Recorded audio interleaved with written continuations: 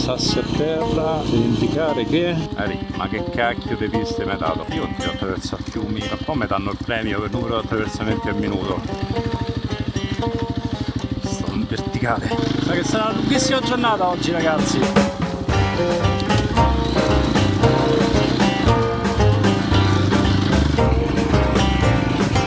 Lancio a me quando ascolto l'amici. Enrico, ma te possino? Sta per arrivare una chicca, Aspettate che sopravvivo a sto pezzo. Signore e signori, per la rubrica I campi di calcio più improbabili dovrei capire perché continua ad essere interrotta questa strada. Ma io voglio andare lì. 176, 178, ho raggiunto quota 194 attraversamenti di secchi, perché io lo so che questo posto ha del potenziale, lo so. Dico te possino, mi devi una birra, però dove cacchio mi sto infilando? Pardon, giù. Ma dove cacchio sto? Pazzesco. Ok, lo ammetto, man mano che saliamo è sempre più bello. Beh. Che spettacolo. Se riesci a guidare questa strada. Certo, ci manca pure che lo bagni. Cioè, ma mi sembra normale, soltanto che bagniamo un po' una strada che non fa la polvere. Guarda lì, fermi tutti. Bello, passi proprio dentro all'oasi. Se esce da qua, sì. Ma che bello. Altra strada. Vedi, alla fine c'ha avuto l'effetto wow al contrario. Va.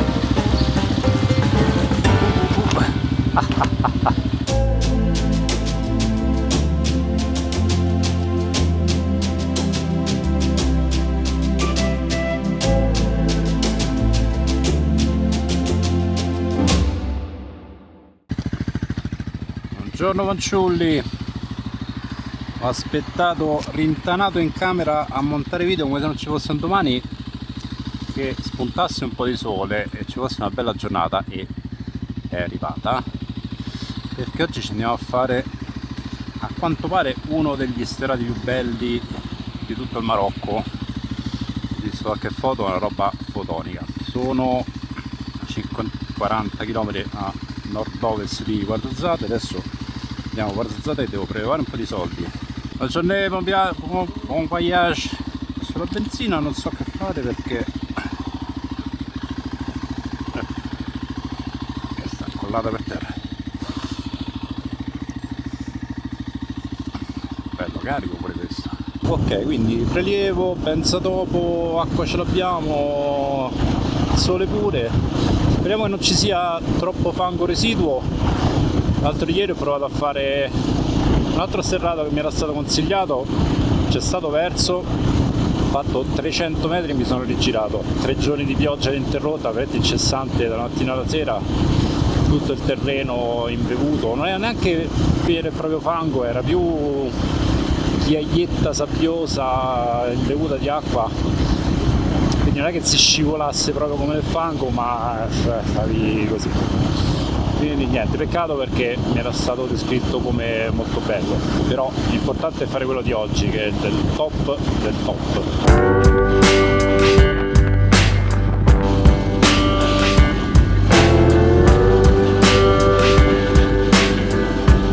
Ok, questo dovrebbe essere l'inizio della pista di oggi. Siamo vicini all'oasi di Fint.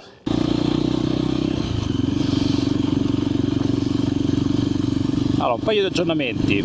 Prima cosa, sono 3 giorni ormai che ho trovato quel chiodo super appuntito che si era piantato dritto per dritto nella ruota posteriore. La ruota non si è sgonfiata, nonostante fosse un chiodo molto più appuntito dei chiodi tradizionali. Incredibilmente non ha bucato la camera d'aria, che è una camera d'aria rinforzata, ma... Ah, cazzo! No, allora va di là. Come non detto. È stato bellissimo. Dicevo, camera d'aria a retto alla grandissima, quindi possiamo archiviare questa preoccupazione e preoccuparci di altro. Seconda cosa, come si chiama? La caspa in cui ho dormito queste ultime notti, toppissimo, 15 euro a notte, colazione inclusa, più credo... Dove cazzo sta questa pista?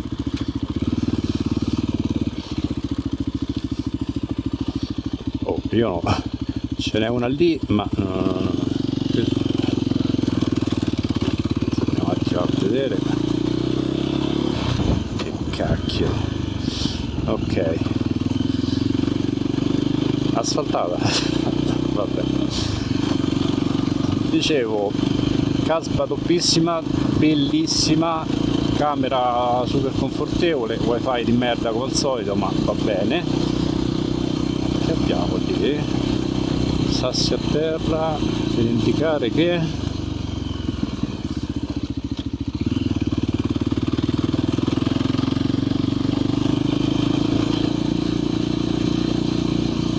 cane, no, non fare cose avventate. No.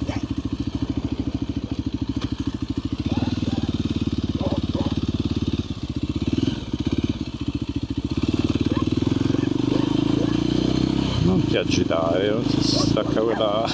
Guarda, sono fregato e sbrana. Io ho la pista. Enrico, ma che cacchio di piste mi hai dato? Passa qua sotto e va là, vediamo.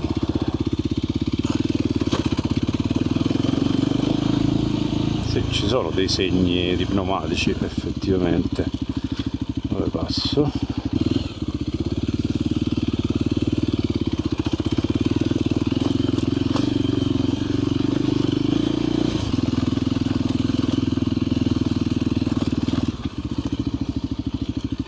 Quindi questa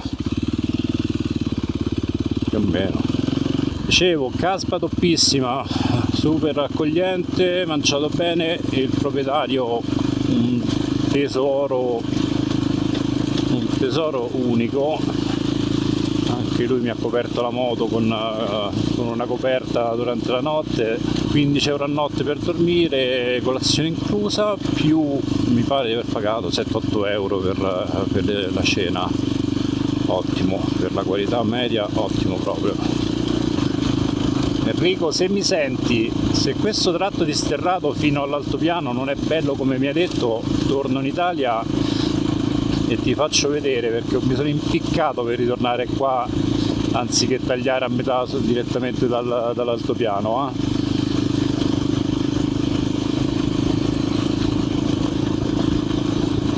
Qualche nota di servizio, siamo intorno ai 1500, nonostante sia ormai le 11:30, sì, le 11:30, sole molto forte, ma arietta ancora sul freschino, però sento che si sta scaldando, infatti ho spento le manopole riscaldate.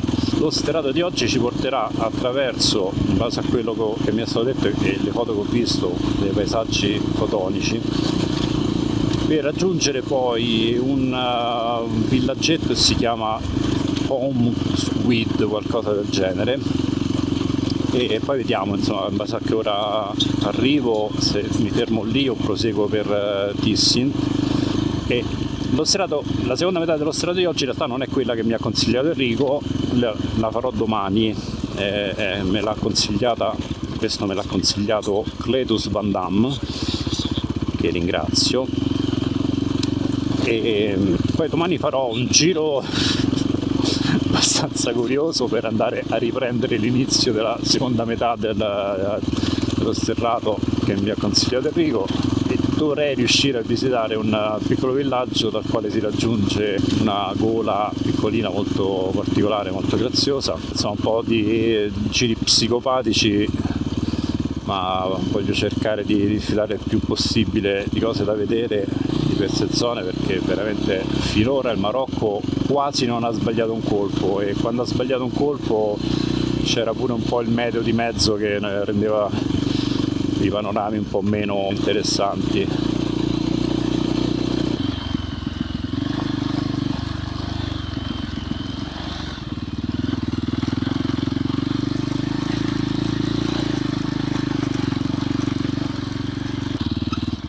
Io continuo a attraversare fiumi così come... no, però mi dice di là, andiamo a vedere. Non è che proprio si possa dire che c'è una pista qui.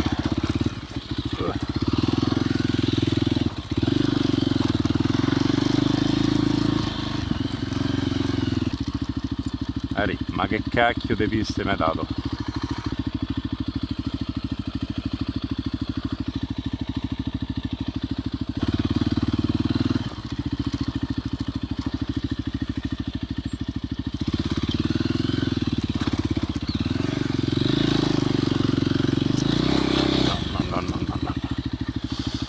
No, no, no, no, no, no.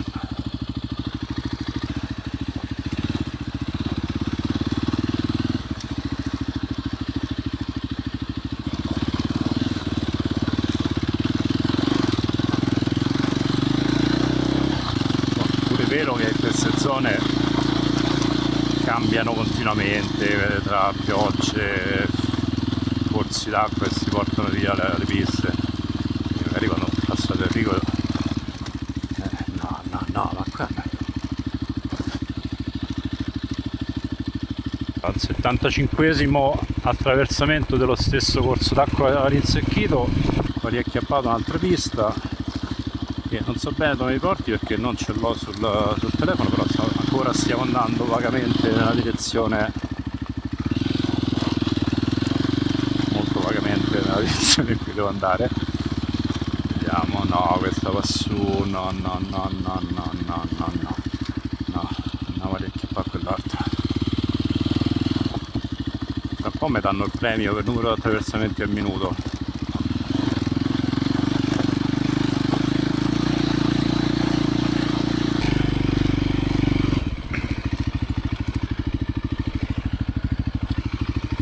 Questo poi se tante volte dovessi tornare indietro, cavolo che ci risalgo. No, fammi andare a controllare di là. Ti reggi?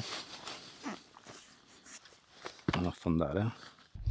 Vabbè, mi sono preparato un po' la discesina, ho tolto un po' di sassi. Pare che sia qui.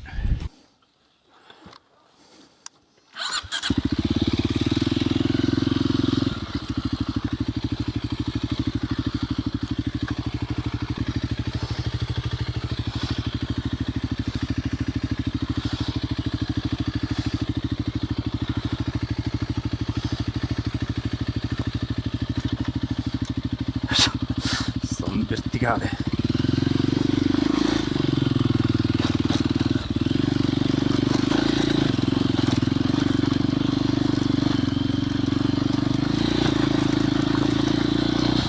Ogni tanto io mi rendo conto che magari faccio anche bene, però mi preoccupo un po' troppo perché sono abituato a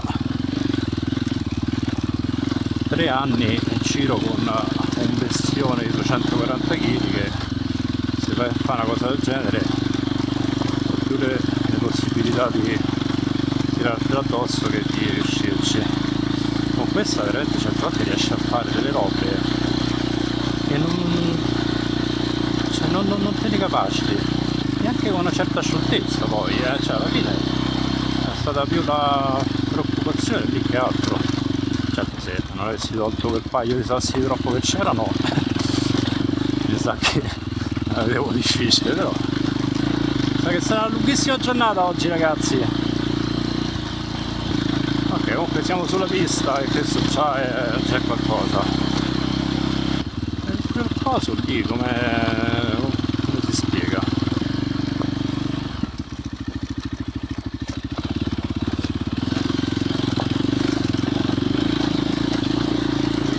Sì. Guarda che roba strana.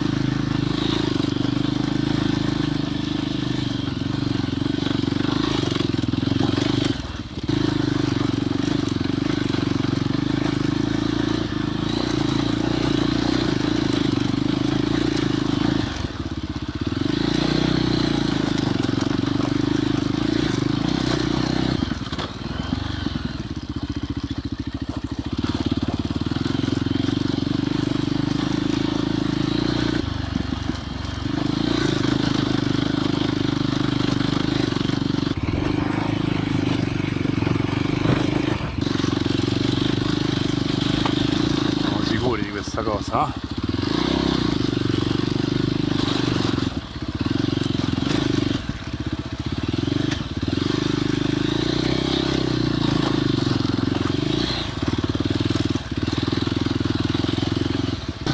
Mannaggia a me quando ascolto la bici. Enrico, ma te possino? Sì, bello, bello, ma non lo posso vedere il panorama perché devo evitare di morire. Ma porca miseria. Sto spaccando le palle come poche volte in vita mia.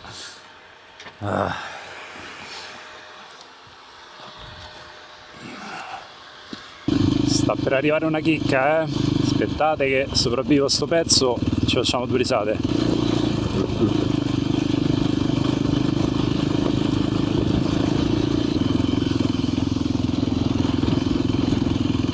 Signore e signori, per la rubrica i campi di calcio più improbabili,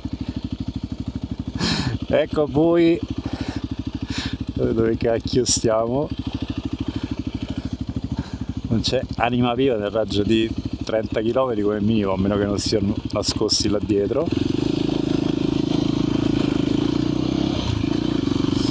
Finora è il terzo, se non il quarto, campo di calcio inspiegabile in posti dove o non c'è nessuno o, oltre a non esserci nessuno, se ti parte la palla la vai a riprendere in Algeria.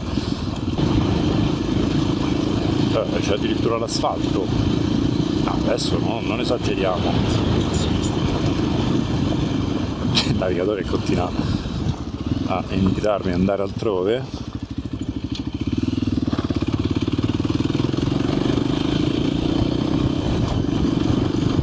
Ho 3 navigatori accesi.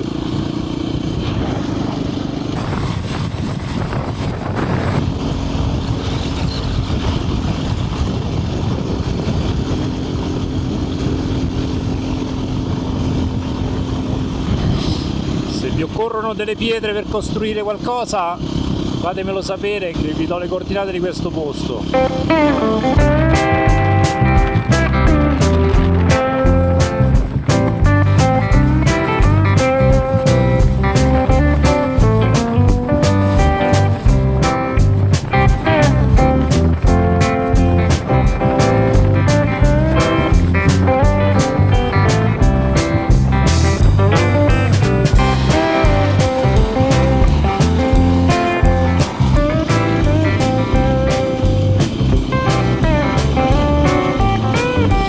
Siamo arrivati sull'altopiano, sull'enorme altopiano dal quale poi partono gli sterrati, quelli belli a scendere. Ho registrato veramente pochissimo della strada per arrivare qua. Innanzitutto non ho registrato i 175 attraversamenti di fiumi secchi.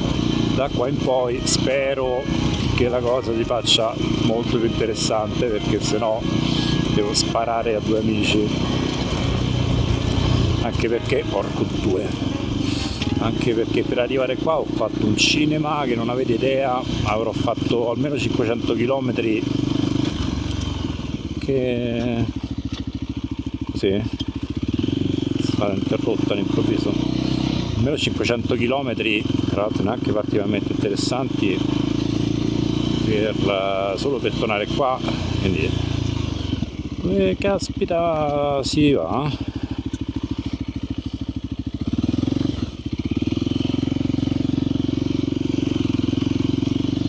Io volevo andare lì, perché mi avete interrotto così? Non è mai buon segno quando una pista è interrotta in quel modo. Vabbè, comunque stavo dicendo che ho fatto veramente un cinema per venire qua e quindi le aspettative sono altissime. Ma io voglio andare lì. Senti.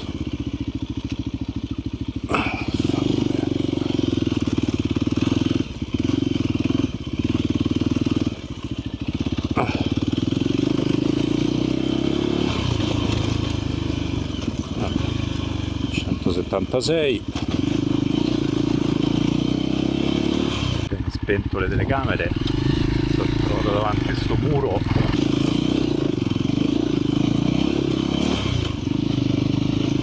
Superiamo con una certa arroganza.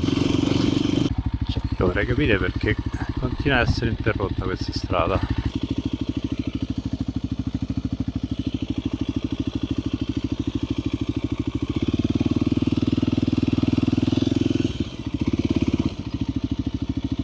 Ma porca miseria, è una delle situazioni più improbabili e curiose che mi siano mai capitate. Allora, continuavo a trovare sbarramenti, però poi ci sono altre strade che girano di nuovo con altri sbarramenti, ma allo sbarramento si biforca e prosegue.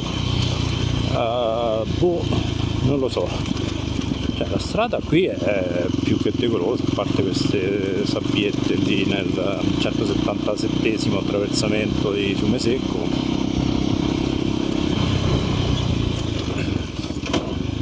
178.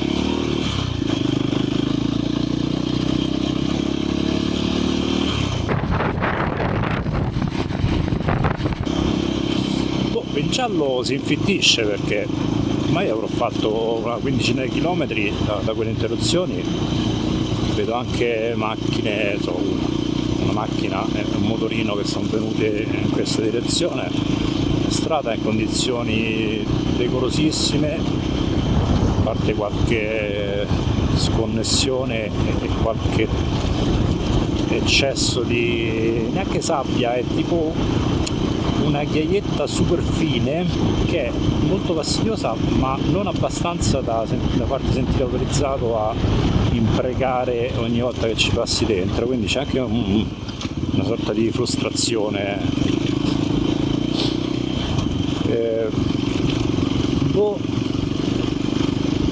Comunque sono sulla traccia, il panorama ci garba. Poi c'è un continuo scollinare che ti aspetti che si apra il paradiso e guarda prima. E vabbè.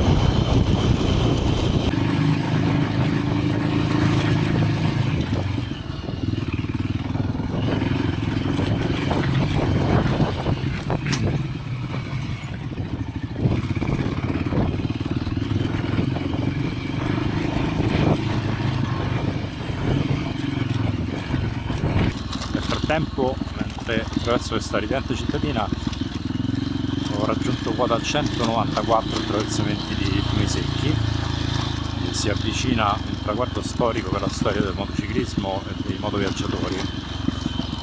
Ha già contattato l'ambasciatore italiano in Marocco per organizzare la cerimonia, ha anche comunicato il menù della cena della cerimonia: tagine, pollo e verdure, insalata marocchina, pane marocchino e formaggini triangolari spalmabili e olive.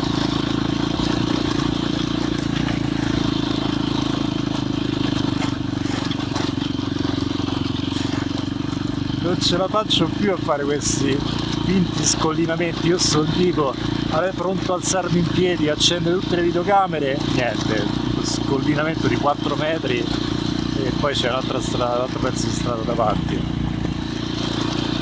Perché io lo so che questo posto ha del potenziale, lo so, lo vedo dalle creste, ormai è esperienza, ma sta nascosto, è timido e si apre, ma mai quanto vorresti.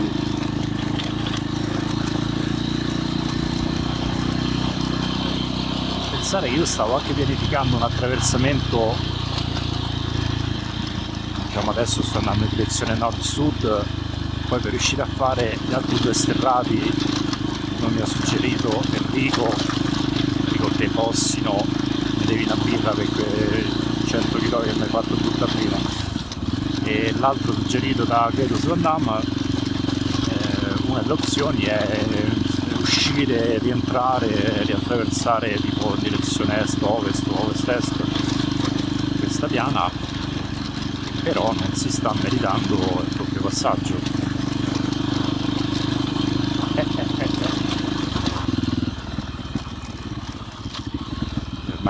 reportage del Pakistan continuano a camminare a sinistra, come vedono sterrato, vado a sinistra. In realtà ci sono varie ragioni. Uno è la videocamera, che ho paura che passando a destra mi infilzo qualche cespuglio.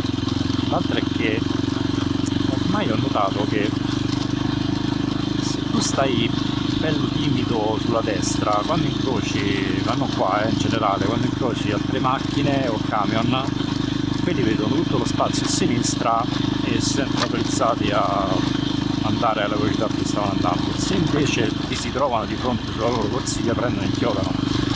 Quindi è una licenza poetica, è un momento di prepotenza che mi concedo per motivi di sicurezza personale. Siamo sicuri,